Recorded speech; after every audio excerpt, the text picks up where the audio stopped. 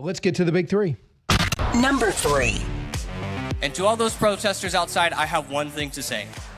It is clear to us which side is winning when your side becomes the violent agitators. No doubt about it. Turning point goes into the belly of the radical left beast as violence erupts, but does not stop a packed house, an array of speakers, making sure that this turning point rally, the finale of the tour, was a positive one. Number 2. We want to see Syria become a country that's very successful, and I think this leader can do it. I really do. I think this leader can do it. And people said he's had a rough past. We've all had rough pasts. Yeah, but not Al-Qaeda rough past, and that's what he was. Another first, President Trump becomes the first to invite the Syrian leader to the White House as the former terrorist state is making steps to be an ally.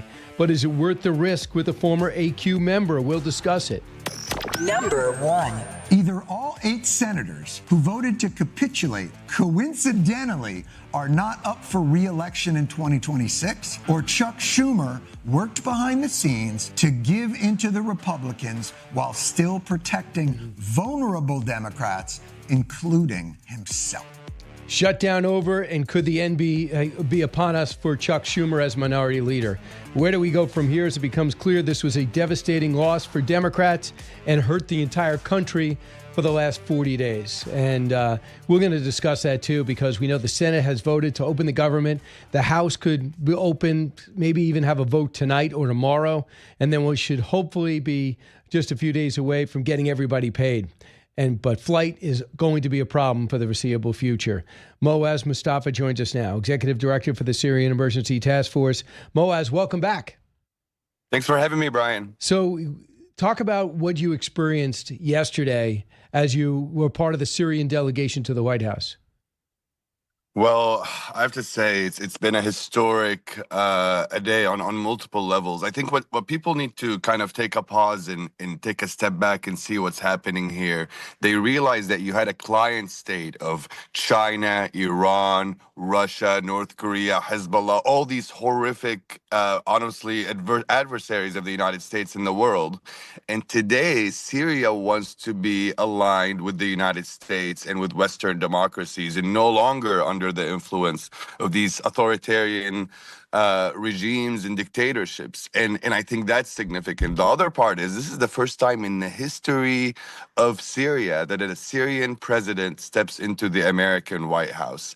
And that on its own, I think, is incredibly powerful. But what President Trump is doing here is really engineering the peace in the Middle East with all the countries. And this is very transformational. To take a country that's so geopolitically important as Syria and take it away from China, Russia, Iran, and put it on as an ally in the fight against ISIS is just brilliant. So yesterday, Syria signed a declaration to join the global coalition against the Islamic State in Iraq and on al-Sham, ISIS, on November 10th, 2 days after the government forces conducted a major countrywide operation targeting ISIS leaders and their cells. Now, ISIS is a affiliate of al-Qaeda. Has the president, al-Shara, really changed that much where it's not only is he not a member of that group, he's targeting that group who are targeting him? Yes, sir. And it's really incredible. Over the last few months since December 8th, when Assad, Russia, and Iran, Hezbollah defeated out of Syria, there has been multiple joint military operations between our military, Central Command, Operation Inherent Resolve, and the new Syrian government. But it's been kind of below the table, not really officially. And today, Syria is actually part of this global coalition to defeat ISIS. And that's significant because the Syrian government, due to their history, and if those that have been watching the last 15 years of Syria could see that you know, the new Syrian president, Ahmed, and even, you know, all these fighters that became now the Ministry of Defense have been in this fight against ISIS in northwest Syria. And actually did an effective job of eradicating it from some of these provinces without U.S. Air Force, without advanced weaponry, while having to fight against the Hezbollah and the Iranians and the Assad and the Russians.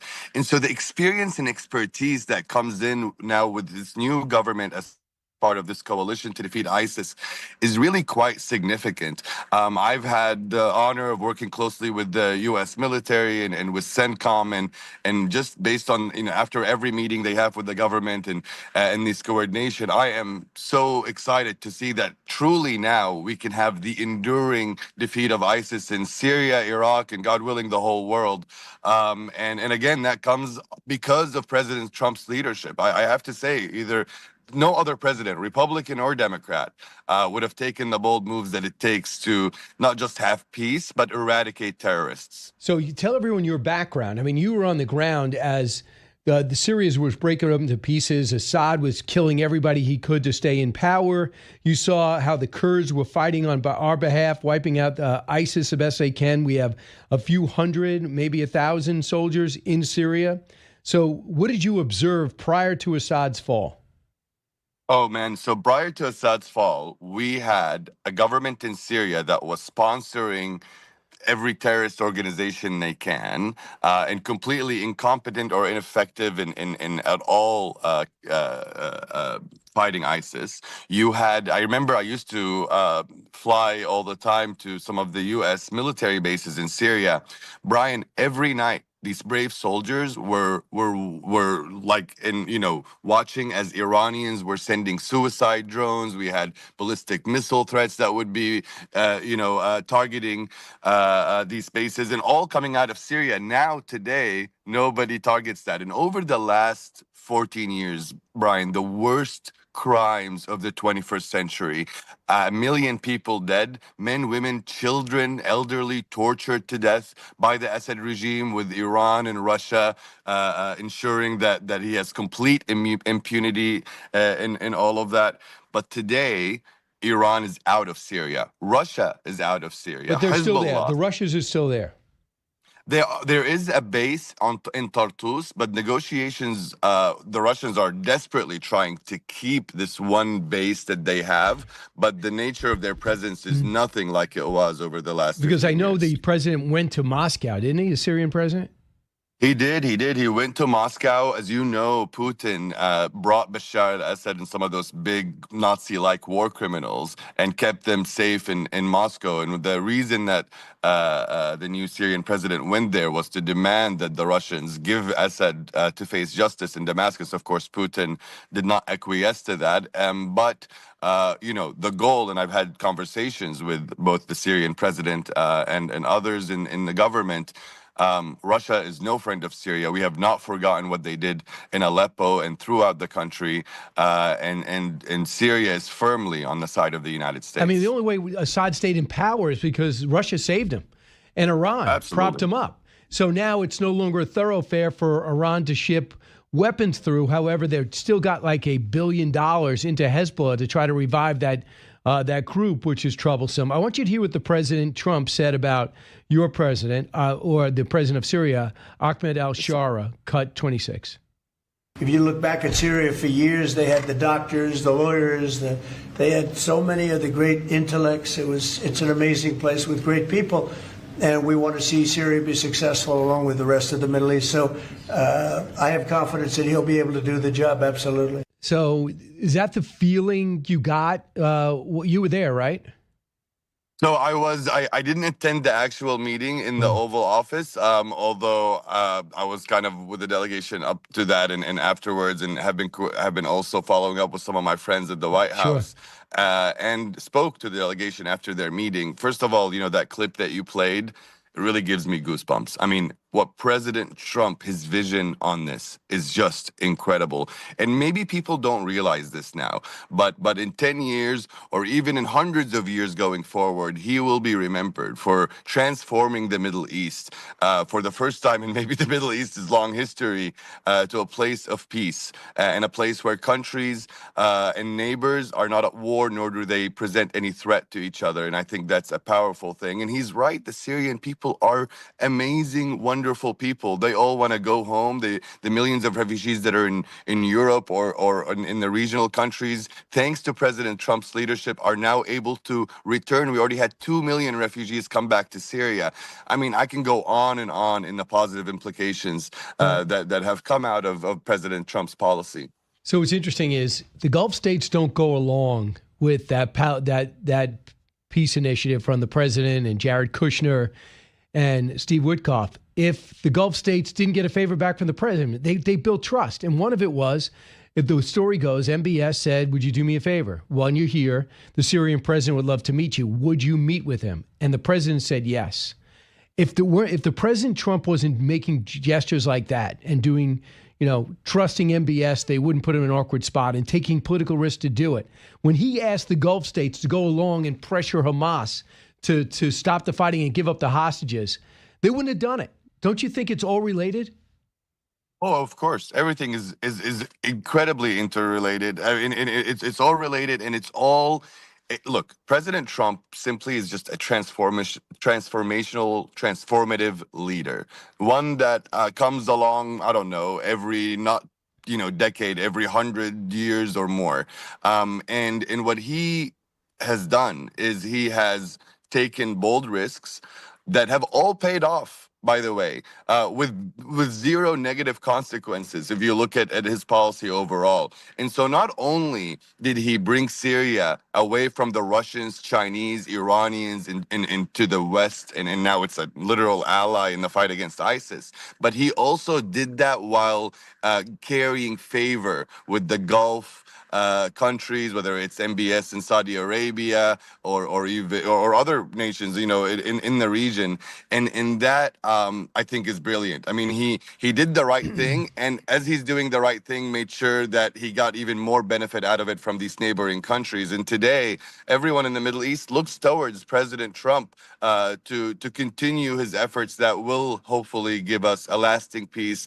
in a part of the world that is so historic, so holy to Muslims and Christians and in the Jewish community. It has so much history, and only someone, again, like President Trump was able to do the massive achievements he has. That being said, Brian, I do want to mention one thing. The Caesar Act remains an authority on the books, and President Trump has been very, very clear on that. And so, what is that? I understand. What is the Caesar Act? So the Caesar Act is the sanctions legislation that my team at the Syrian Emergency Task Force worked very hard to pass, and it was signed into law by President Trump in 2019. It aimed at really hindering the Assad regime's ability to kill his own civilians, and because the Assad regime was displacing millions of refugees and then wanting the world to rebuild what he destroyed as homes for Iranians, that provision in the Caesar Act stops the rebuilding of Syria. So refugees aren't kept refugees forever. But today, the Assad regime fell, and the Caesar Act should have went away with it, as President Trump ordered.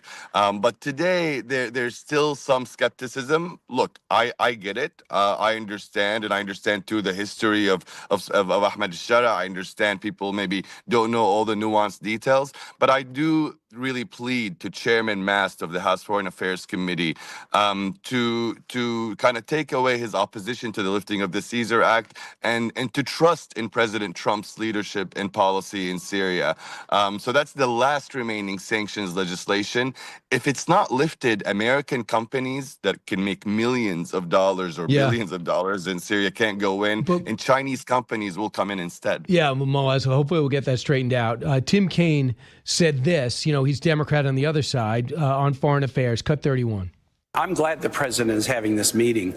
I'm glad that he has signaled, along with a bipartisan majority in our committee, a desire to step back from the sanctions regime that we had against the Assad government to sort of give this new government a chance to show what it can do. The only thing I would probably do slightly different than the administration is I would probably pause the sanctions for 6 months and then sort of test behavior rather than get rid of them. So, but he considers them gone. You're saying, no, the Caesar Act's still there, so they're not all gone. That's true, sir. And look, I've been working with some great American companies, Parsons, Crane, that prints the US dollar. We've been in touch with JP Morgan and Citibank. These are all companies that are really kind of chomping at the teeth to go into Syria because, number one, they can really rebuild the country and they can have these long-term contracts, that the U.S. can take, again, as opposed to Chinese companies that really then occupy the country from kind of a business perspective. And in what President Trump understood and what Senator Kaine doesn't seem to understand is that if you leave the hanging shadow of legislation, of sanctions, that they could come back at any point, that these authorities are not lifted, then these companies are simply not able to do this multi-year, multi-million-dollar projects. I give you another example. The Syrian Jewish community yesterday, Real quick. Yes, sir. I introduced the chief rabbi of the Syrian Jews to President Shara. He gave him a blessing in front of hundreds of Syrians. It's a beautiful moment, again, made possible by President Trump. But we can't rebuild the oldest synagogue in the world due to these sanctions remaining on the books. It's only the Caesar Act. It needs to go. I disagree with Senator Kaine. I will follow that up. Mouaz, Moustafa, I appreciate everything you're doing selflessly, just trying to help the Syrian people. And the Syrian government stand up, and they still have a long road to go. A lot of violence still in that area, but at least it's not coming from the central government anymore. Thanks a lot, Mouaz.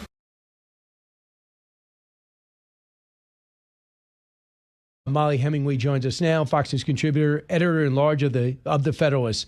Mollie, I cannot believe the level of anger directed at Chuck Schumer so far.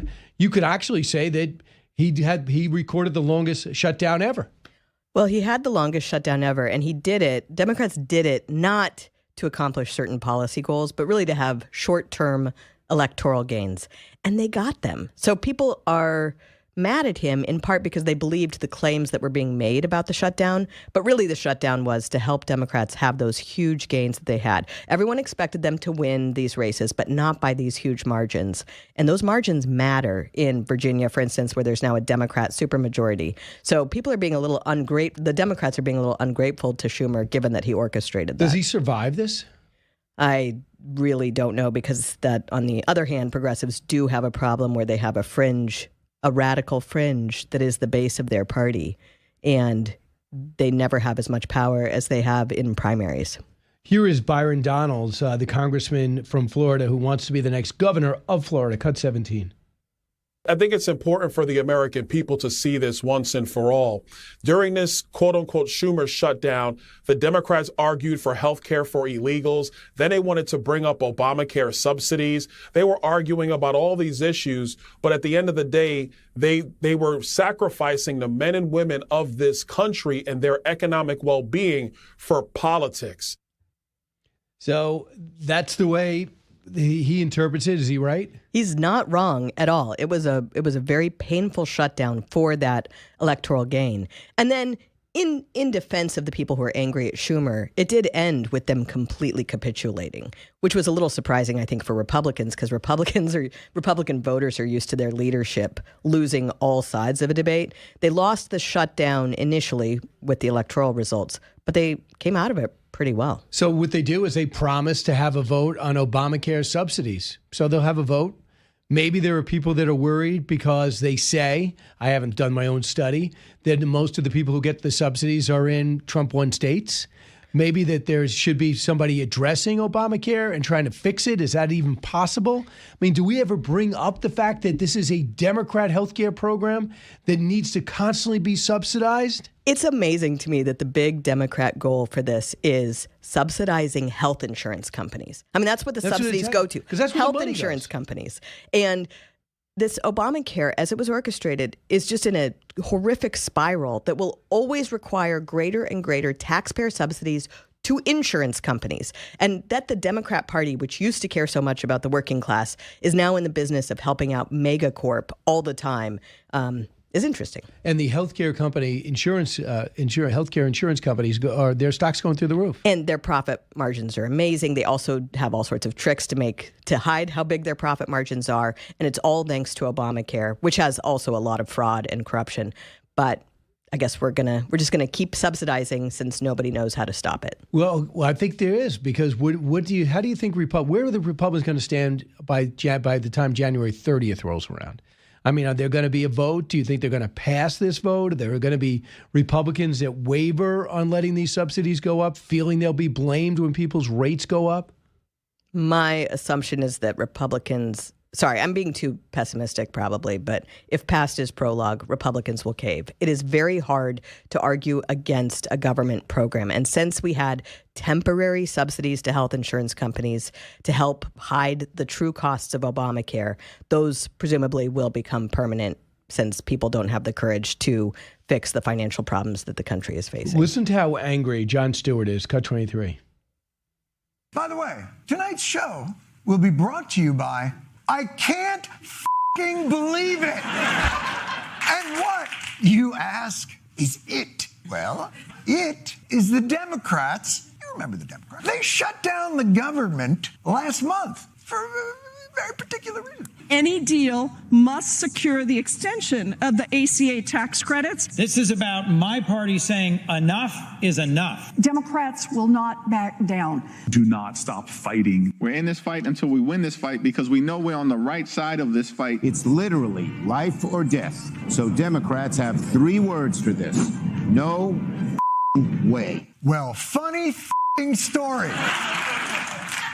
Yes, Charles Schumer's 3 words were no match for these 5 other words.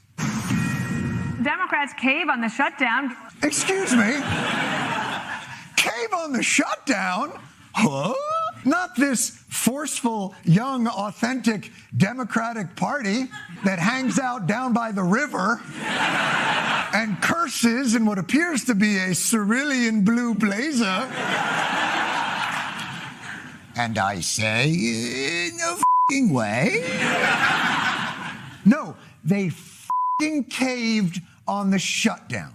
Not even a full week removed from the best election night results they've had in years. So he went on and he said how little chance this has of passing. And he talked about what a bill does. And if a bill gets through the Senate, why would it ever get to the House and be successful? Because the House is so evenly divided between Republicans and Democrats with, and they are up for re-election every 2 years. It's unlikely to see a real strong Republican opposition. Jon Stewart is funny. He does a great job of representing his progressive base and audience. In a humorous way.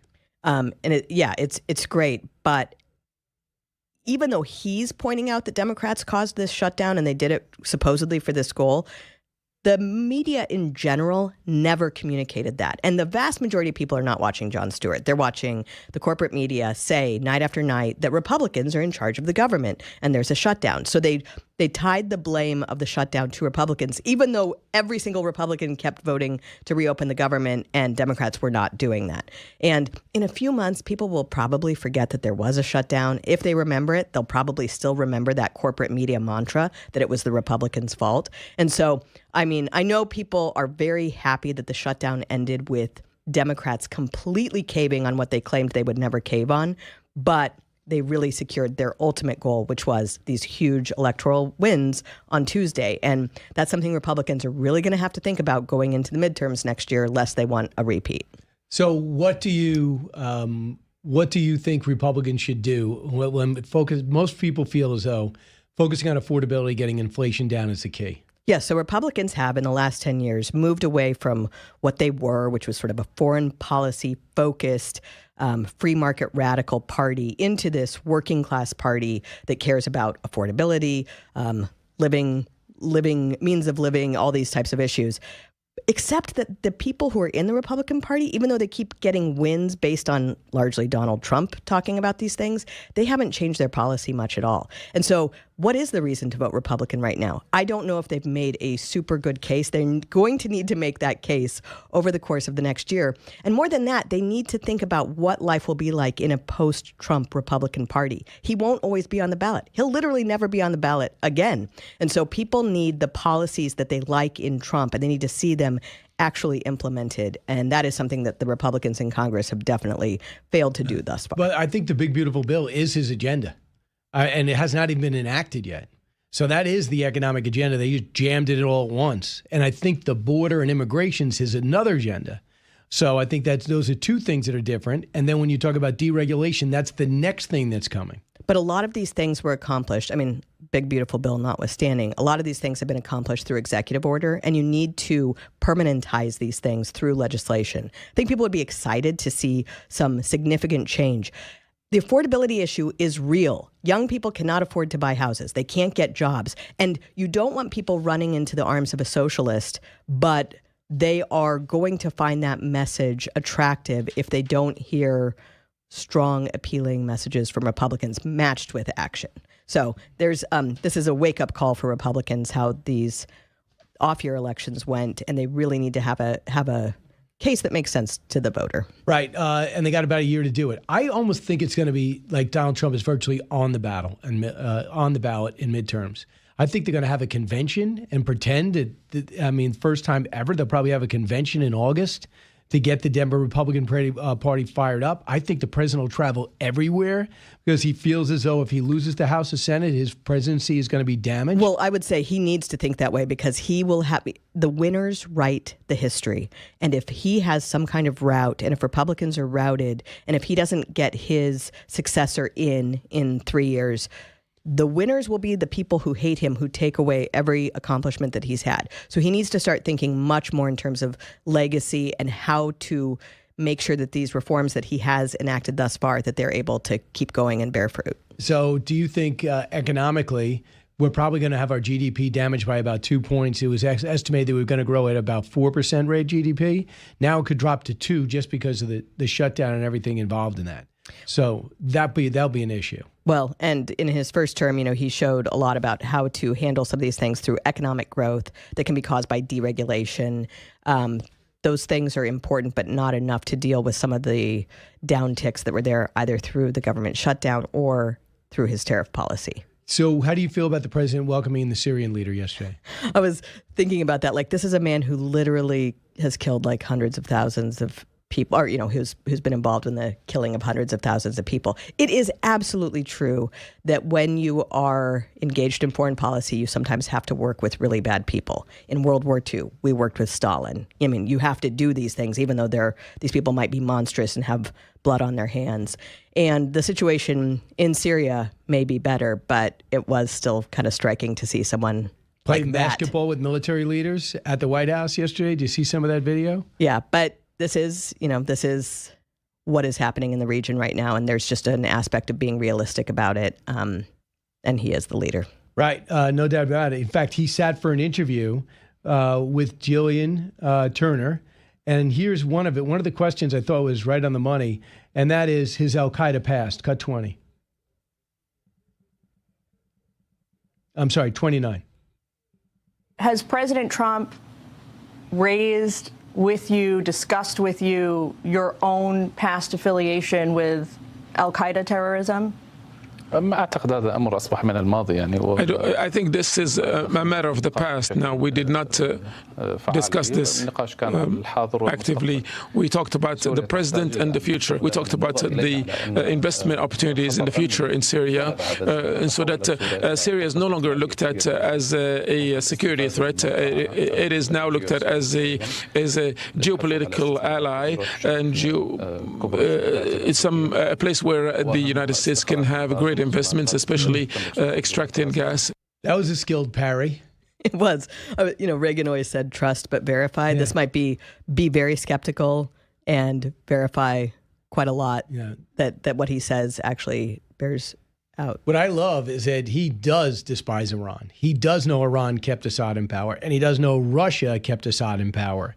Even though he visited Moscow, I believe that he gets what the problem was. Already we're benefiting from Iran not legally coming into Syria using it as a ferryway to Hezbollah, although they're getting arms now. Right.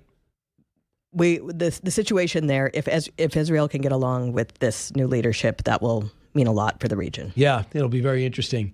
Did you see the Wall Street Journal story today, real quick, that the Chinese are saying you can have rare earth, but just as long as it doesn't go to the military? Here we go again. Well, but it's a big reason why, again, some of the changes that need to happen in America need to happen that will take a couple years to have work out. And getting our rare earth minerals from places other than China or Chinese-controlled places is a massive national security issue that everyone should be thinking about. Mollie, we're going to watch you on Outnumbered. Is that okay? Sounds great. All right, so it's going to be exciting. And then we'll do Varney and Company simulcast coming up shortly. You're listening to the Brian Kilmeade Show. Don't move.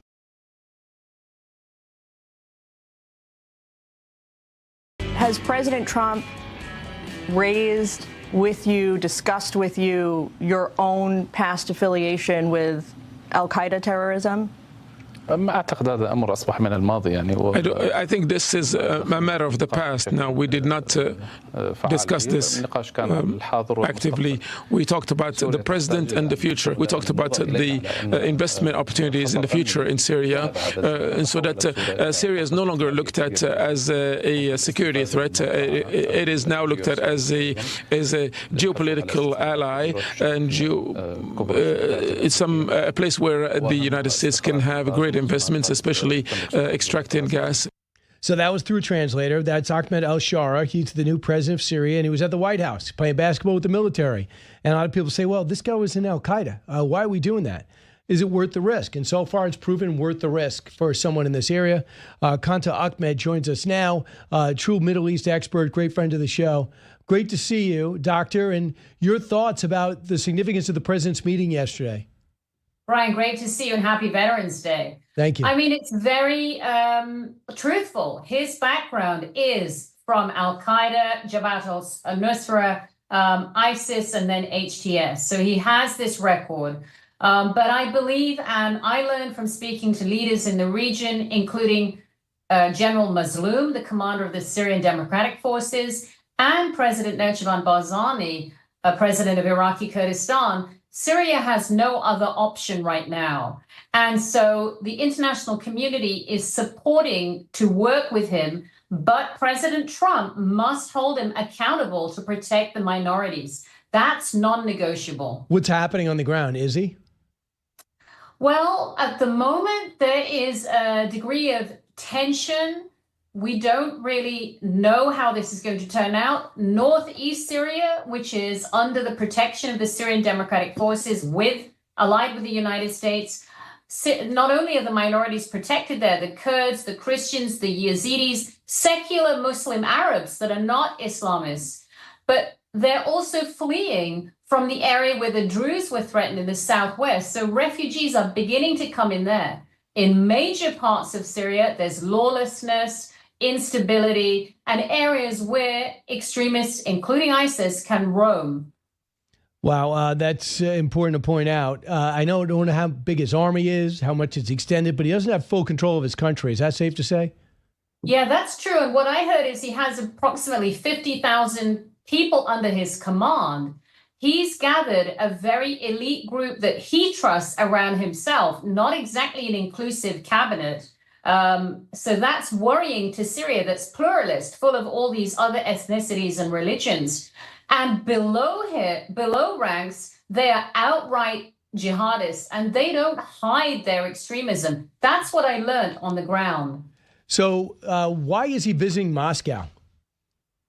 Well, Russia had a major influence in Syria, if you recall. Russia also, I think, still holds those bases on the coastal region. And at the moment, what we're seeing is a huge global competition for influence in Syria, foremost Turkey. While al-Shara met with President Trump, the foreign minister of Turkey was also in the building, presumably attending meetings. And Saudi Arabia is also exercising influence. If the U.S. doesn't have a big footprint, China and Russia will move back in, and the goal is to keep Iran out, which is still trying to make inroads. But do you think it's possible? These guys hate each other. We know Iran single-handedly sustained Assad along with Russia, and I'm sure he's very aware of that, correct?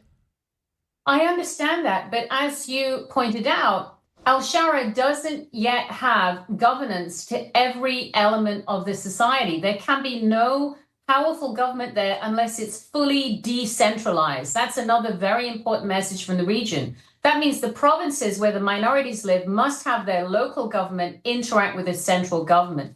Iran, I am told by sources, is still in contact with ex-Assad regime military leaders and trying to recreate smuggling routes and resurrect its proxy groups, which is a hazard for Israel and the United States and the Syrian Democratic And we Forces. could, if you know it too, Doctor, you know that the U.S. can really be of help there. And they really want our presence to remain in Syria, right? Absolutely. And in fact, when I went there by road and met the General Mazloum, the Syrian Democratic Forces are so grateful for the United States. It was so welcoming to be there as an American. And that is what the United States needs to do. There's talk that there will be an American base maybe built in Damascus, but the U.S. has to have a big footprint in northeast Syria, which it can manage from Erbil, where we're very well established in northern Iraq, and where American troops not only are welcome, they have never lost a single American soldier in Iraqi Kurdistan. In fact, they go there to vacation. So here's what this is what he said when asked about taking out ISIS. Cut 28. Did you commit to having the country join the coalition to fight ISIS in the Middle East? We participated in so many battles against Daesh, against ISIS for 10 years, and we have suffered a lot during these battles, and I have lost much of my forces in the battles against ISIS. The reasons for the presence of the United States militarily in Syria needs to be with the coordination with the Syrian government right now. So we need to discuss these matters, and we need to talk about and get into an agreement about ISIS. And I guess they did sign a declaration to join the global coalition against the Islamic State. So it that was shows their expected. intent. When I was there about 10 days ago, both the President Barzani of Iraqi Kurdistan and General Mazloum explained that this was being discussed, and they were in support of that. It holds him accountable to an international body. ISIS is a threat. There are at least 2,500 fighters that are loose in Syria.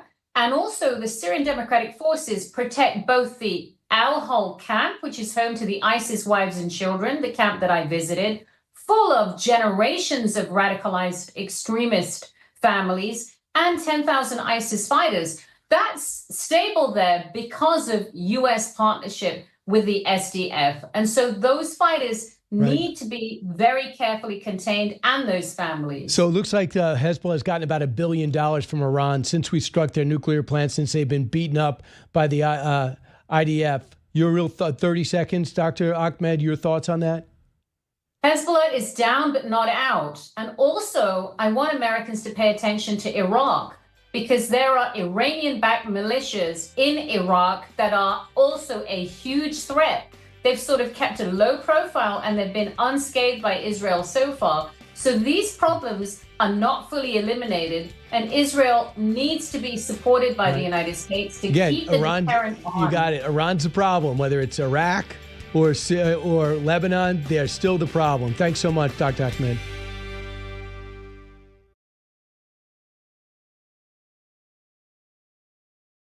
I'm running for Attorney General because I will never be afraid to challenge this illegitimate president. Tonight we send the message that no one is above the law. I look forward to going into the office of Attorney General every day, suing him, defending your rights, and then going home. That is Letitia James running on trying to convict Donald Trump. And I guess technically she did, although I think it's on the cusp of being overturned. It was pure targeting of the candidate, Donald Trump. Well, now he's president, and now she finds herself indicted and have to explain what she's doing with her mortgage violations. I don't want to get into her case. All I can tell you is she is not very popular, and she's not been effective. She's extremely political, and she's not Miss Law and Order. Joining us now, a man who wants that position, Michael Henry, running again, challenging the Attorney General over the next year. 5 GOP bosses representing New York City are getting behind Michael Henry. There's a lot of Democrats who don't like Letitia James. Michael, you got 46% of the vote last time. What did you learn that time that will maybe make you a winner this time? Sure. Well, the first thing, thank you for having me here. What I learned last time is you have to really start early. There's also a matching funds program statewide, which wasn't there last time, so I've already qualified for over 7 figures in that program. I also think the dynamic is much different. After the last election, I said to myself, you know what, I'll go back into my private life. And I did not think in 3 years the damage could be done to this state that's been done. So, for example, we had no one ever heard the term trade de agua in 2022. You've had a migrant crisis. You have a war in agriculture. Energy costs are through the roof. You had 3,000 correctional officers fired upstate by Kathy Hochul and Letitia James, whose families rely on that, and it's one of the biggest employers upstate. And then they barred them from getting other civil servant. What was the employment. reason? Because they went on strike because of the conditions of based on the HALT Act, where the prison system is out of control in this state, and the COs are basically so over-monitored that the prisons are out of control, the COs can't really do their job, and she fired them based on the strike, but then barred them from other local employment. Now, areas where I do what I see different this time is number one, I think we could increase our Hispanic per capita vote. President Trump increased in the Bronx 22% in 2024, 21% in Queens, won a lot of predominantly Spanish-speaking district in Queens. Why is that important? Because that's 6 figures worth of votes. There was 300,000 New Yorkers that voted for President Trump for president in 2024 that did not vote for governor in 2022. There was over 100,000 Jewish New Yorkers in Israel who voted for president. Probably over 80% of them voted for Donald Trump. They did not vote for governor or attorney general in 2022. So there's a lot of votes out there. We will also work to increase our upstate turnout, especially among independents. And I think this time around, also doing a little bit of a better job with the women vote, which it looks like we are going to have a young mom as our gubernatorial nominee, which will make it obviously easier to get across to the women voters. And you had Lee Zeldin come within 6 points of the governor's race last time, and Kathy Hochul, unproven, weak on crime. She quickly tried to change her persona. And I don't know how effective it was, but she did hold on to victory. Now, Elise Stefanik's mantra is she's the worst governor in America. Is that how you grade her? Look, she could sit here, all this stuff, trying to act like she's tough on crime. She cannot mask it. We had a woman lit on fire like a Duraflame log on the subway by a migrant. She panicked on the migrant crisis, did not know how to respond to it. And quite frankly, she was pandering to Biden because she wanted to get an ambassadorship. She doubled down on bail reform. She's behind Raise the Age. She's behind Clean Slate. She's behind Less is More. She made no real changes to discovery reform, which is causing a huge drug epidemic and drug trafficking problem throughout this state. She's not removed one person from the parole board that's let out over 43 cop killers. So for Kathy Hochul to try and act like she's Miss Law and Order, it's a complete joke. And look at the judges she's appointed to the judiciary, which are pretty far left-wing judges. So she is not Law and Order, nor is Letitia James. So here's more from Letitia James. Now she's indicted on mortgage fraud. She's fighting back. Cut 41.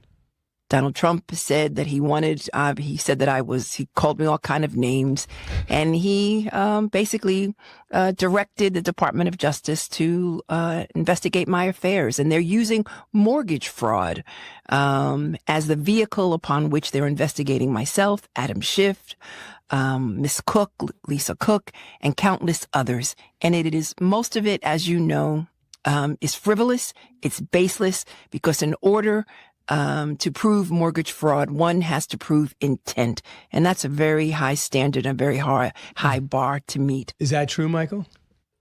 If you notice what she's saying, you have to prove intent. She didn't say, I didn't do it. She said, you have to prove intent. I practice in this city. I was in a courthouse where the Trump kids were being brought into that courthouse, where she marched Ivanka Trump in like a criminal. And now she wants to go out and act like she's the victim. And everybody that's backing her says, this is weaponization. It's politics. Nobody said she didn't do it. You could go to the Acris filing court system in New York City. You will see 2 mortgage notes on 2 different occasions that says husband and wife for her father, for between her and her father. You could go in the Virginia County Clerk. In 2020, she signs a second home rider, and then on her tax returns, she writes it off and gets a $19,000 write-off for an investment property. In 2023, when she said she was helping her young niece be able to get a property to raise her young children, by the way, the niece is like 55 years old and the kids are in their 20s, she has a power of attorney she's trying to hide behind that she signed that says, I hereby attest this is my primary residence, and 2 attorneys in her office witnessed it and notarized it. She has a 5-family property that she did a mortgage as a 4-family to get around the commercial unit of it. There's a thing about that we've seen about a HELOC loan that when she was in city government, some kind of not-for-profit group, she got money pushed to, gave her a HELOC loan, a home equity line of credit, at a 0 interest rate, and she apparently did no repairs to her property. So she can't have this both ways. She can't say, I was trained by the best, I'm the best of the best, and I know what I'm doing, or and then that means she had the intent, she knew what she was doing, or she lacks the basic reading comprehension skills of a middle schooler. Because I could bring a mortgage application into any elementary school kid, put it in front of them, and they're going to say, I'm not married to my dad. I don't live in Virginia. She can't have it both ways. And if I, as a practicing attorney, did 5 or 6 real estate closings that bad, I would be in front of the bar for malpractice. She knows what she did. She never says I didn't do it. She says you can't prove intent, and it's weaponization. And the reality is it's all in the public record. You know what she wanted to do to Trump. She wanted to make him 100%. give up all his properties. She wanted to stop him from getting that bond, to post that bond. She wanted to sit in Trump Tower and auction it off. Yep. And she got close. And the most liberal appellate court in the state of New York, one of the most liberal appellate courts in the United States, tossed the $500 million judgment. And by the way, when you go through the trial, number one, the banks not only continued to do business with them, they said they were paid back in full and made a lot of profit. So there is no guilt. There's no victim. It's like if I came to you and I said, Brian, can I borrow $100,000? I'll pay you back by April 1st. And you say to me, well, and I'll pay you with interest. And you say to me, well, how are you going to get the money? I say, look, I'm waiting for my cousin to give me $100,000, $150,000 by March 15th. And I pay you back by April 1st with interest. And you say to me, oh, your cousin gave you the money? I say, no, but you're still paid back in full, so it's all good. That's kind of what she was implying he did. The money was paid back. Yeah. And I'm not his defense attorney anyway, but I practice commercial litigation. And I seen the arguments. She uses the executive law, trying to set a precedent for a law that's ever rarely used to go after him. The courts questioned, were there real victims? Who are the victims? Who do we disperse the money to? They were worried about a statute of limitations. And on top of it, let's be realistic. It wasn't all about Donald Trump. They were afraid of giving her that much power to go after businesses in the city of New York that could help her basically destroy the real estate and financial sector. Michael Henry's here. You're a Republican? 100%. Running against Letitia James, got 46% last time, wants to get the victory this time. That's a good point. I forgot about how many business people said, I'm not going to risk this. I'm not going to risk coming in here that I might be labeled a conservative or a moderate or not all in on Joe Biden. And then you're going to come after me next time? Why take that risk? Florida's calling my name. There's plenty of other places like this place called Texas, and Dallas is growing so much as a financial sector. So that's huge. What about this role of the socialist, communist, Marxist mayor? How does that affect your campaign? Well, first off, I'm hoping he's not as bad as I expect him to be. I think, everybody's talking about how he's a communist, he's anti-Semite. I think the one thing that's been lost in all this is the guy's never had a real job. He's never showed up 5 days a week to a job. So when there's a blizzard and you have to get the sanitation trucks out, there's a structural collapse, there's some civil... You're working 20 hours a day. Right. Civil unrest with law enforcement. Does anybody think that this practice smile and word salad is going to be able to handle the situation? We've already seen some of the people he's looking to appoint in positions like Lena Khan, who's really scared the business community. Quite frankly, I think that he basically stole President Trump's message on affordability. I think it was pretty smart. But I also think that the messaging or holding him accountable wasn't the best, I would say, from the other two candidates running. At times, they lost focus on Mamdani, and 50% of New Yorkers in New York City voted against this guy. Almost as many people voted against him as voted for him. So my anticipation is we're going to have to be a check in the state government to be able to make sure he's not out of control. I think people might be more open to you. I think people might be more open to Elise Stefanik against Hochul and you, Michael Henry, against Letitia James. Absolutely, and that's what we're seeing. There's a lot of common sense Democrats, especially in the outer boroughs, that are really afraid of him. And then the suburbs, I mean, there's people that I know, for example, in Westchester County. And we had no say in it. Yeah, that are scared. I'm in Nassau County. Right. But I work here every day, and there's several, when it comes to law and order, I'm expecting the worst. And that's the thing. If you're in the suburbs, your kid might take the train in for school or work. Your husband or wife might take the train in, and you're scared. You're worried. Right. And Michael Henry, just go out there and state your case. I wish you all the best. You got till November. Best of luck.